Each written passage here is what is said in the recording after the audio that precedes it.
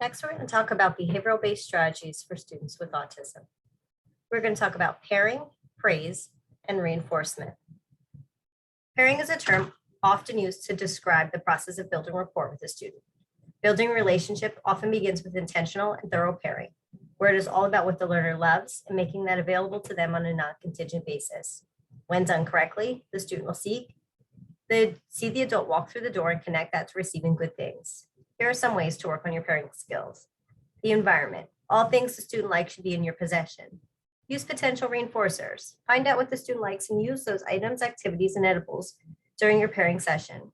Absolutely no demand should be used during those first few pairing sessions. And have fun. Follow the student's lead. Praise your children more than you correct them. Praise them even for their smallest achievement. Delivering praise for positive behaviors can be an easy way to increase appropriate behaviors, decrease challenging behaviors, and help maintain positive relationships. Use the power of praise. Tips on using the power of praise. Provide specific praise. There are so many ways to say good job.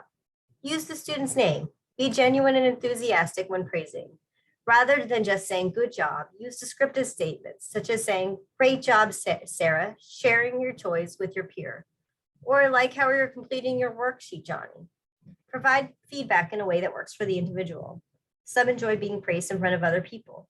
Others might be uncomfortable or embarrassed by public acknowledgement. So find ways to praise that work best for the individual. A thumbs up, a subtle signal or cue, or a pat on the shoulder or a smile. Provide praise immediately. When you provide praise immediately, following appropriate behaviors, you are teaching that appropriate behavior results in positive attention. Don't wait until the end of the day to tell the individual all the great things that he did that day. Praise often throughout the day, immediately following the appropriate behaviors. Break down longer tasks. Break up longer, more difficult ones into smaller tasks to create more opportunities to provide praise for small successes along the way. Consider the example of the student who struggles to remain seated for long durations of independent work. In this case, it may be more appropriate to initially target 5 minutes of seated work. It may also be important to carefully review the content of the student's work to assure that it is relevant, meaningful, and well matched to his current learning level.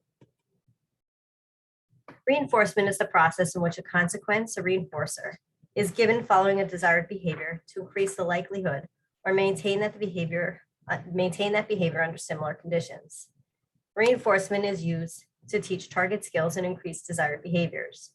Reinforcement describes the relationship between learner behavior and a consequence that follows the behavior. The relationship between the learner's use of a skill or behavior and the consequence is only reinforcing if the consequence increases the likelihood that the learner performs the skill or behavior. 3 basic principles should be followed when applying reinforcement to help learners with autism acquire and maintain skills. Reinforcement immediately follows the target behavior. Reinforcement fits the target behavior, is meaningful to the learner with autism, and is age appropriate. Multiple reinforcers are more effective than a single reinforcer, especially since our preferences change all of the time. Positive reinforcement is the delivery of a reinforcer. High five, a fist bump, verbal praise after the learner uses a target skill. Negative reinforcement removes an aversive or unwanted stimulus after the learner uses a target skill. Let's watch 2 videos that teach us about these terms. Are you finished? Well, thank you. How thoughtful. Would you like a chocolate? Yeah, sure. Thanks.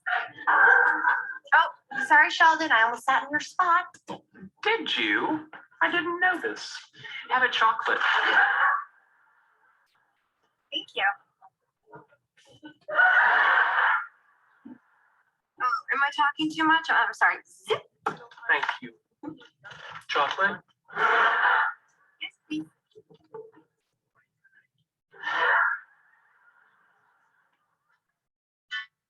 Oh, hey, Kim. Yeah. You know what? Hold on. Let me take this in the hall.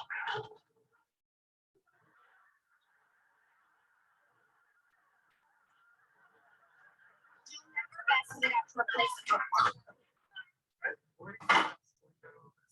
Okay. I know what you're doing. Really? Yes. You're using chocolates as positive reinforcement for what you consider correct behavior.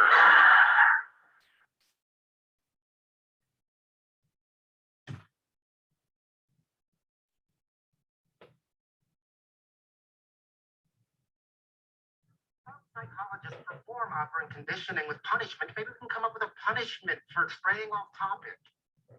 Not getting to see you wins at pigeon ping pong comes to mind. Snap a rubber band on our wrists every time we get sidetracked. Not bad. You know, in medieval times, idle chatter was punished with a device called the scold's bridle. It's an iron cage just locked around the head and pierces the tongue. Only we had one. Oh, well, check Amazon.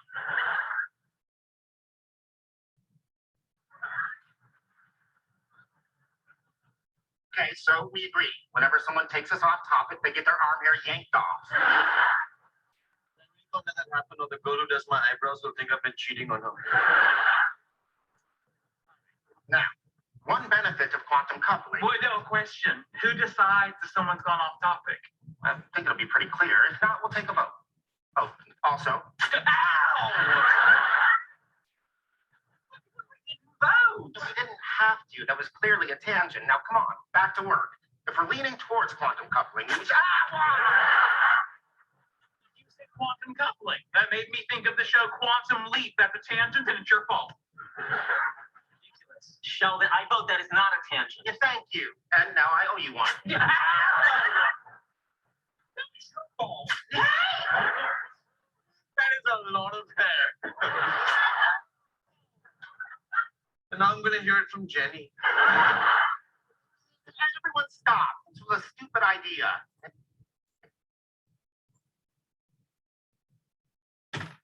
If you want to learn more about autism, please check out the following websites. Both are free. The Autism Internet modules are designed to provide high-quality information and professional development for anyone who supports, instructs, works with, or lives with someone who has autism. Modules are available at no cost, but you do need to create a login to access the site. The Affirm modules are designed to help you learn the step-by-step process of planning for and using an evidence-based practice with learners with autism. Thank you very much for following our Autism Internet modules.